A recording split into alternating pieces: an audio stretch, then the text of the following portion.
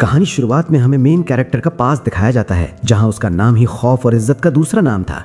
एक दूसरी जिंदगी में वो एक ऐसा ताकतवर राजा था जिसके सामने सब सर झुकाते थे, मगर उस ताकत के साथ अनगिनत गुनाहों और बेरहम फैसले भी जुड़े थे, जहां उसने कई मासूमों की जान ली थी। लेकिन किस्मत का खेल देखिए, उस शख्स को एक नया मौका मिला और वो इस नई दुनिया में फिर से जन्म लेता है। सीन वापस वर्तमान में आता है, जहां जैस्मिन उसे एक नई मिशन के लिए बुलाती है। आर्थर बिना वक्त गंवाए अपना मास्क पहन लेता है ताकि वो उसके साथ निकल सके। दोनों एक कैरेज में बैठकर मिशन की डिटेल्स डिस्कस करने लगते हैं।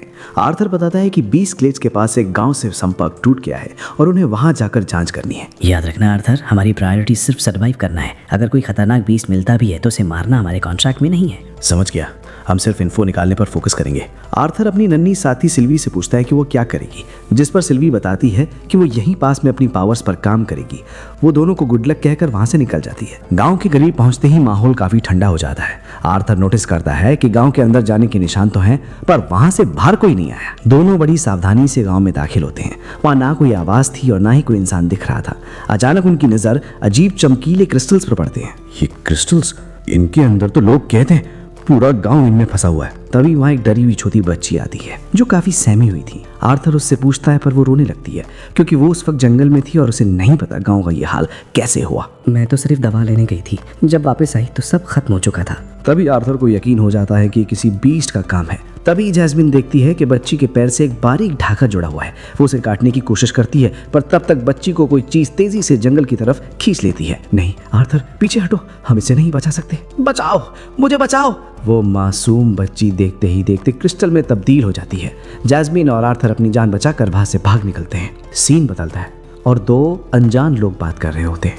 वो इंसानों, एल्व्स और ड्वार्फ्स के बीच हुए ट्राई किंगडम अलायंस के बारे में डिस्कस करते हैं, जो उनके लिए एक रुकावट है। हर चीज का एक वक्त होता है। 20 ग्लेड्स वो जगह है जहाँ इस कॉन्टिनेंट का भविष्य तैयार हो रहा है। तो हमें इस भविष्य को जन्म लेने से पहले ही खत्म करना होगा। कान थोड़ा सा खाने वाला है पर दिलचस्प भी।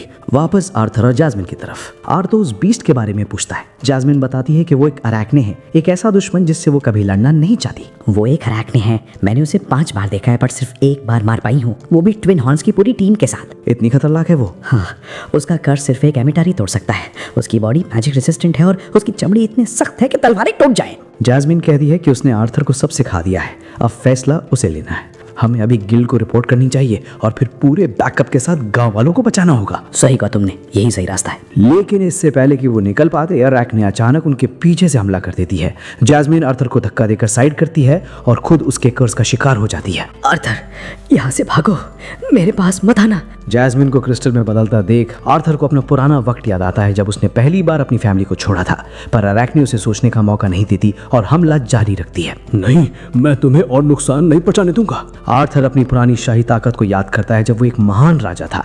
वो बिना डरे बीस्ट की तरफ लपकता है और अपनी तलवार से उसकी सख्त छरी पर वार करता है। मैं कभी सबसे ताकतवर राजा कहलाता था। एक तलवार काफी होती थी एक दुश्मन के लिए, लेकिन तलवार के वार काम नहीं कर रहे थे। आर्थर अपनी दोनों तलवारों में आग लगा देता है और एक जोरदार कट मारता है। आग की वजह से इस बार जख्म गहरा होता है और वो पूरे बीस्ट को आग के हवाले कर देता है। क्या ये काफी था? नहीं, इतनी आसानी से नहीं बनेगी। अरैक्ने अचानक पलटकर हमला करती है पर आर्थर बच निकलता है। वो अपनी स्ट्रैटेजी बदलता है और जमीन से मिट्टी के नुकीले स्पाइक्स निकालकर उसे नीचे से हिट करता है। तुम्हारे ये जाले अब मुझसे नहीं टकरा सकते। आर्थर अपनी मैजिक और तलवार का तालमेल बनाकर अरैक्ने के जालों को राख बना देता है और मिट्टी के बड़े स्टैक्स उसकी तरफ शूट करता है। अरैक्ने इस इम्पैक्ट से थोड़ी देर के लिए ढेर हो जाती है, पर फिर वो गुस्से में आर्थर की तरफ आखिरी हमला करने के लिए लपकती है। आर्थर सही वक्त पर साइड हटकर हमले से बचता है और मौका मिलते ही सीधा अरैक्ने के सर पर चढ़ जाता है।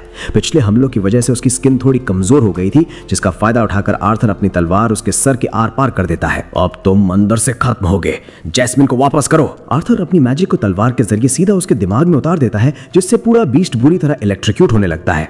अरैक्ने दर्द से पागल होकर इधर उधर भागती है, पर आर्थर उसके सर पर मजबूती से टिका रहता है। काफी देर तक बिजली के झटके खाने के बाद अरैक्ने हरकत करना बंद कर देती है और ढेर हो जाती है। आर्थर थोड़ी देर के लिए सुकून की सांस लेता है, पर तभी वो मरा हुआ बीस्ट अचानक उठकर दोबारा हमला करने की कोशिश करता है। तुम्हें हार मानना नहीं आता, है ना। आर्थर अचानक टाइम को फ्रीज कर देता है और उस रुके हुए बीस्ट की तरफ बढ़ता है। वो कहता है कि वो इस अरैक्ने का शुक्रगुजार है क्योंकि उसने आर्थर को याद दिला दिया कि वो पुराने वक्त में तलवार कैसे चलाता था। आर्थर इतनी तेजी से तलवार चलाता है कि वो उसके सख्त से शरीर के टुकड़े टुकड़े कर देता है।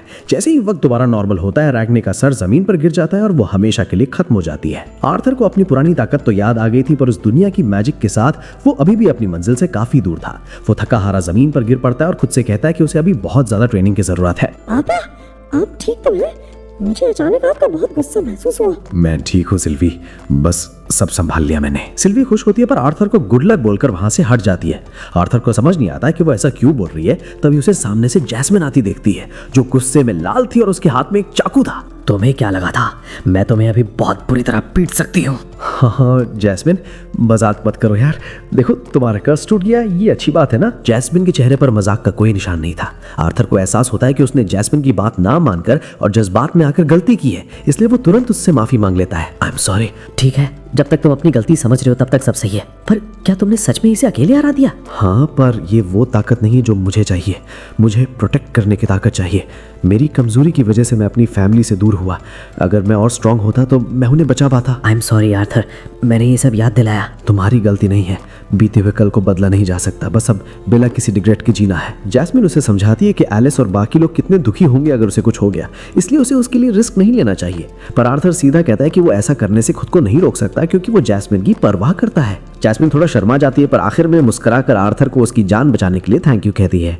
आर्थर उसे अरैक्ने का मैनागोर निकालने के लिए बोलता है, पर जैसे ही वो मुड़ते हैं देखते हैं कि सिल्वी उसे मजे से खा रही है। अरे सिल्वी वो खा गई। वापस गिल्ड पहुंचने पर एलाइजा जब सुनता है कि आर्थर अरैक्ने से लड़कर आया तो वो दंग रह जाता है।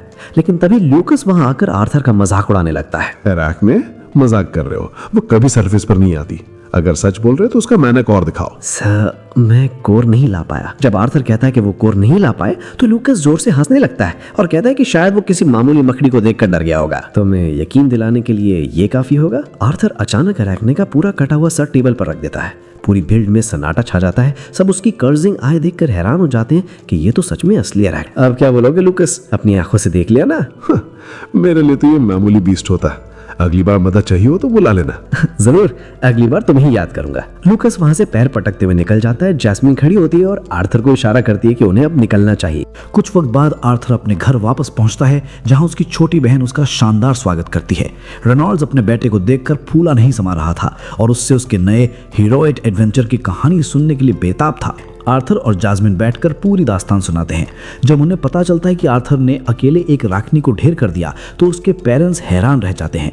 जहाँ रेनॉल्ड्स गर्व से फूल जाता है, वहीं एलिस की फिक्र हद से ज्यादा बढ़ जाती है। कमाल है, हम लोग तो उनसे लड़ते वक्त बुरी तरह फंस गए थे और तूने उसे अकेले हरा दिया। सही कहा, हम लोग तो 4 बार मरते मरते बचे थे उनके सामने। आर्थर बताता है कि उसने एक ही जगह वार करके उसकी चमड़ी थोड़ी कमजोर की, फिर उसके अंदर मैजिक कास्ट करके उसे खत्म किया। तभी एलिस का गुस्सा फूट पड़ता है और वो दोनों को घुटनों पर बैठने का इशारा करती है। आर्थर, जैस्मिन, दोनों के दोनों अभी के अभी घुटनों पर बैठ जाओ। मम्मी, वो हमने क्या वादा किया था? मैंने तुम्हें सिर्फ इसलिए जाने दिया क्योंकि तुमने कहा था कि तुम खतरे से दूर रहोगे। आर्थर माफी मांगता है पर कहता है कि एक एडवेंचरर के लिए खतरे से बचना थोड़ा मुश्किल होता है। एलिस रोने लगती है। उसका दिल ये सोचकर बैठ रहा था कि उसका बेटा इतने बड़े खतरे में था। घर की डांट खाने के बाद आर्थर बाहर जैस्मिन के साथ ट्रेनिंग करने निकल जाता है। जैस्मिन उससे छेड़ते हुए कहती है कि एलिस सच में सबसे ज्यादा डरावनी है और आर्थर भी इस बात से इनकार नहीं कर पाता। अगली बार उसे नाराज मत करना, वरना तलवार से ज्यादा मम्मी की डांट चुभेगी। जैस्मिन 2 लकड़ी की तलवारें लेती है और शर्त रखती है कि इस बार बिना मैजिक के लड़ना होगा। प्रैक्टिस के दौरान आर्थर सोचता है कि उसके पिछले जन्म में जिस चीज की कमी थी वही उसे इस जन्म में बचानी है, अपने अपनों की हिफाजत। मुझे और ताकत चाहिए ताकि मैं उन्हें बचा सकूं जिनसे मैं प्यार करता हूं। तभी उसे अचानक टेसिया की याद आती है। सीन बदलता है और हम टेसिया को देखते हैं जो किसी ट्रेनिंग के दौरान अपनी जान बचाकर भाग रही होती है। किसी ने बताया क्यों नहीं कि इतना खतरनाक होगा? मैं तो मरते मरते बची हूँ। टेसिया को बचपन की बातें याद आती हैं जब उसे लगता था कि इंसान बहुत डरावने होते हैं जो सिर्फ लूटपाट और हिंसा करते हैं, पर आर्थर उन सबसे अलग था। तभी वो फेरिथ और वियो से मिलती है उनके नए मिशन के लिए। हमें इंसानों के इलाके में वाइल्ड बोर हंट करने भेजा जा रहा है। क्या हम कोई कोई नौकर हैं। चुप रहो फेरित, हमें जाना होगा, हमें रेनॉर किंगडम को रिप्रेजेंट कर रहे हैं। जब वो बाहर निकलने लगते हैं, वहां मौजूद इंसान उन्हें परेशान करने की कोशिश करते हैं। एक आदमी उन्हें गिराने की कोशिश करता है पर वो उसे जोर से लात मार देती है। दूसरा उस पर ड्रिंक फेंकता है पर वो मैजिक से उसे हवा में ही रोक देती है। बस इतना ही, तुम लोग तो बहुत स्लो हो। सारे इंसान गुस्से में उनकी तरफ लपकते हैं पर फेरित पानी की दीवार बनाकर उन्हें रोक देता है और वो वहां से निकल जाते हैं। वो एक कैरेज में बैठते हैं जहां लोग उन्हें गंदी नजरों से देख रहे थे। टेसिया अपने ग्रैंडफादर का खत पढ़ती है जहां लिखा था कि इंसानों, एल्व्स और ड्वार्फ्स के बीच सिर्फ कागजों पर संधि हुई है, दिलों में अभी भी नफरत है। उसे हर किसी के लिए एक मिसाल बनना होगा। अचानक उनकी कैरेज पर घुड़सवार हमला कर देते हैं। वो लोग उन्हें हरा देते हैं पर खतरा खत्म नहीं होता। रात को दोबारा हमला होता है और यहाँ तक कि कैरेज के अंदर बैठे लोग भी उन पर टूट पड़ते हैं। टेसिया और उसकी टीम सबको ढेर कर देती है, भले ही अब उनके पास सवारी के लिए कुछ न बचा हो। सीन के आखिर में वही अनजान आदमी दूर से मैजिक के जरिए उन पर नजर रखा होता है। वायो थकी हुई आवाज में शिकायत करती है कि उन पर बार बार हमले हो रहे हैं, जिस पर फेरित उसे याद दिलाता है कि अब उन्हें पैदल ही चलना होगा। तीनों रात के अंधेरे में आगे बढ़ते हैं और टेसिया सोचती है कि क्या उन्हें अपने कान छुपा लेने चाहिए ताकि लोग उन्हें पहचान ना सकें। नहीं टेसिया, इंसान इतने बेवकूफ नहीं है, वो तुरंत समझ जाएंगे कि हम एल्व्स हैं। इंसान हमसे नफरत सिर्फ इसलिए करते हैं क्योंकि हम एल्व्स हैं, चाहे हम कुछ भी कर लें। टेसिया को यकीन नहीं होता क्योंकि वो उनकी मदद करने आए हैं, पर जैसे ही वो गांव पहुंचते हैं उसका दिल टूट जाता है। गांव वाले उन्हें साफ मना कर देते हैं कि उन्हें एल्व्स की कोई मदद नहीं चाहिए और उन्हें वहां से निकलने को कहते हैं। वापस गिल्ड में आर्थर खामोशी से ल्यूकस वाइक्स को देख रहा था। वो जानता था कि वाइक्स फैमिली सैपन किंगडम में बहुत पावरफुल है, पर यह बात अजीब थी कि उनके खानदान में एल्विश ब्लड कैसे आया। इलीजा, एक इंसान का ड्वार्फ रॉयल फैमिली से क्या लेना देना? क्या तुम सच में एक ड्वार्फ हो? ये थोड़ा कॉम्प्लिकेटेड है। वैसे मैं देख सकता हूँ कि तुम्हारे अंदर भी एल्व्स का खून है। लूकस बताता है कि उसके खानदान का मकसद सिर्फ ताकतवर म्यूजिस पैदा करना है। आर्थर बीच में बोलता है कि ताकत के लिए वाइक्स फैमिली एल्व्स को अपनाने को तैयार है क्योंकि माना कंट्रोल में उनका कोई मुकाबला नहीं है। चुपके बातें सुनना बदतमीजी है आर्थर। माफी चाहता हूं पर तुम्हारी फैमिली काफी एम्बिशियस लगती है। ल्यूकस अपनी फायर मैजिक दिखाते हुए कहता है कि वो पूरे डाइकैथन कॉन्टिनेंट का सबसे महान मेज बनेगा और कोई उसके सामने नहीं टिक पाएगा। इलीजा चुप रहता है पर आर्थर उससे बस गुड लक कह देता है। आर्थर वहां से निकलकर जैस्मिन से अगले मिशन के बारे में पूछता है, जबकि ल्यूकस और इलीजा हैरानी से उसे जाते हुए देखते हैं। वापस टेसिया की तरफ वो गांव वालों को समझाने की हर मुमकिन कोशिश करती है पर सब उसे बुरा भला कहकर भगा देते हैं। वो बूढ़ी औरतों से माना बीस्ट्स के बारे में पूछती है पर किसी को कुछ नहीं पता था। पूरा दिन मेहनत करने के बाद टेसिया हार मानकर रोने लगती है। वायो और फेरित उसे समझाते हैं कि अगर इंसान हमारे देश आते तो हम भी ऐसा ही करते, पर टेसिया को दुख था कि कोई उनकी बात सुनने को भी तैयार नहीं था। तभी अचानक एक एकॉन यानी फल टेसिया के सर पर लगता है। वो गुस्से में पीछे मुड़ती है तो देखती है कि दो छोटे बच्चों ने ये किया है, पर वो बच्चे उसे बताते हैं कि वाइल्ड बोर ईस्ट की तरफ से आ रहा है। शुक्रिया, पर तुमने हमें ये क्यों बताया? क्योंकि वो सुअर बहुत परेशान कर रहा है, हम चाहते हैं तुम उसे भगा दो। बच्चों को लगता है कि एल्व्स कमजोर होते हैं क्योंकि एक एकॉन से टेसिया को चोट लग गई, जिस पर टेसिया गुस्से में सफाई देने लगती है कि उसका ध्यान भटक गया था, वरना वो ग्रेसफुली डॉज कर लेती। वही अनजान औरत और आदमी दूर से टेसिया को देख रहे होते हैं। आदमी बताता है कि वो एलिनियोर की प्रिंसेस है और उसका इस्तेमाल करके वो इस टीटी यानी संधि को पूरी तरह तबाह कर देंगे। बच्चों के बताए रास्ते पर जाते ही एक विशाल मानव बोर उन पर हमला कर देता है। फेरत पानी की स्पेल से वार करता है और वायु जमीन से अर्थ मैजिक से उसे सरप्राइज करती है। बोर जोर से चीखता है और तीनों को लगता है कि वो जीत गए। लगता है ये सिर्फ एक मामूली सुअर ही था, हमारे सामने नहीं टिक पाया, लेकिन सुअर की आंखें अब भी लाल चमक रही थी। वो अचानक दोबारा हमला करता है और फेरत जमीन पर गिर जाता है। वायो टेसिया को डांटती है कि लड़ाई के दौरान उसका ध्यान सामने होना चाहिए। वायो अर्थ लेंसेज से हमला करती है पर बोर एक अजीब मैजिक बैरियर बनाकर उसे रोक देता है। टेसिया हैरान रह जाती है और दोबारा हमला करने का फैसला करती है ताकि वो उस बैरियर को समझ सके। हालात काफी खराब हो चुके हैं। तीनों को एहसास हो जाता है कि उनकी मैजिक इस मैना बीस पर असर नहीं कर रही और गुस्से में भरा वो सुअर उनका पीछा नहीं छोड़ रहा। जान बचाकर भागने के अलावा उनके पास अब कोई रास्ता नहीं बचा। वही अनजान मर्द और औरत दूर से उन्हें देख रहे हैं। वो मर्द कहता है कि एल्व्स मैजिक में तो उस्ताद होते हैं पर उनका शरीर बहुत कमजोर होता है। वो सोच रहा है कि अगर उनकी राजकुमारी इंसानों के इलाके में मारी गई तो एल्विश लोग क्या करेंगे। ये मर क्यों नहीं रहा? एक बार फिर कोशिश करती हूँ। नहीं टेसिया, मैजिक काम नहीं कर रही, हटो वहां से। दोनों घबराहट में बिना सोचे समझे दोबारा हमला करते हैं पर सब बेअसर रहता है। वो बस अपनी पूरी जान लगाकर भाग रहे होते हैं। अचानक एक दीवार से टकराने के बाद एक बड़ा पत्थर सीधा वायु के पेट में लगता है और वो गिर पड़ती है। मैना बीस्ट को अपनी तरफ तेजी से आते देख वायु जम सी जाती है। टेसिया उसे भागने को कहती है पर तभी फेरित सही वक्त पर एक तेज धार से वायु को हवा में उठा लेता है और उसकी जान बचा लेता है। फेरित और वायु पीछे हटने की बात करते हैं पर टेसिया के चेहरे पर एक अलग ही जिद थी। वो एक आखिरी कोशिश करना चाहती थी। फेरित मना करता है पर टेसिया के दृढ़ निश्चय को देखकर वो मान जाता है। ठीक है, पर अगर लगा कि तुमसे नहीं हो रहा तो बिना सोचे भाग निकलना। फेरेट बीस्ट का ध्यान भटकाता है और वायो जमीन में गहरा गड्ढा बना देती है जिसमें वो सुअर गिर जाता है। टेसिया जानती थी कि मैजिक काम नहीं करेगी, इसलिए वो एक अलग रास्ता चुनती है। वो मैजिक से 3 बड़े पत्थर हवा में उठाती है और उन्हें बीस्ट पर गिरा देती है। चलो आखिरकार ये खत्म हुआ। लेकिन उनकी सुकून की सांस थोड़ी चलती थी।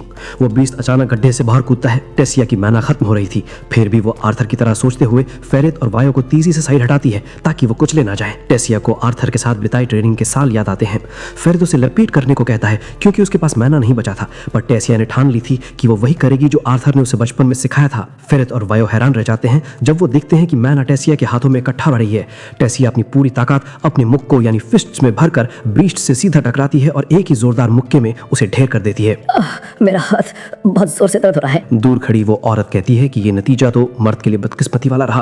वो मर्द भी मानता है कि टेसिया उसकी उम्मीद से ज्यादा टैलेंटेड है और अब उसे किसी और ताकत पर बीस्ट का इंतजाम करना होगा। गांव वापस लौटने पर लोग अब भी उनसे नफरत कर रहे थे, पर उन बच्चों ने टेसिया को शुक्रिया कहा। बच्चों ने बताया कि उनके पुराने घर में कोई बहुत ताकतवर शख्स रहता था। टेसिया मुस्कुरा कर कहती है कि वो भी एक ऐसे ही ताकतवर इंसान को जानती है जो उसकी मंजिल है। सीन बदलता है। टेसिया के दादाजी विरियन और सिंथिया बात कर रहे हैं। विरियन कहता है कि आर्थर के साथ बिताया उनका थोड़ा सा वक्त ही इस दुनिया को बदलने के लिए काफी होगा। टेसिया को पता चलता है कि फेरेट और वायो अक्सर ज़ाहिरिस में आर्थर से मिलते रहते हैं, यहाँ तक कि उन्होंने आर्थर की मम्मी के बनाए स्वीट्स भी खाए हैं। ये बिल्कुल फेयर नहीं है। जब से वो गया है मैंने उसे नहीं देखा और तुम लोग मजे से मिले हो। टेसिया ज़ाहिरिस पहुंचकर आर्थर का घर ढूंढ लेती है। वो दरवाजे के बाहर खड़ी प्रैक्टिस कर रही थी कि उसे कैसे बात करेंगे। तभी अचानक एलिस, आर्थर की मम्मी, उसके पीछे आ जाती हैं। बेटा, क्या हम तुम्हारी कोई मदद कर सकते हैं? आई एम सॉरी, माफ कीजिएगा। टेसिया वहां से डर के मारे भाग निकलती है, ये सोचते हुए कि आखिर आर्थर है कहाँ।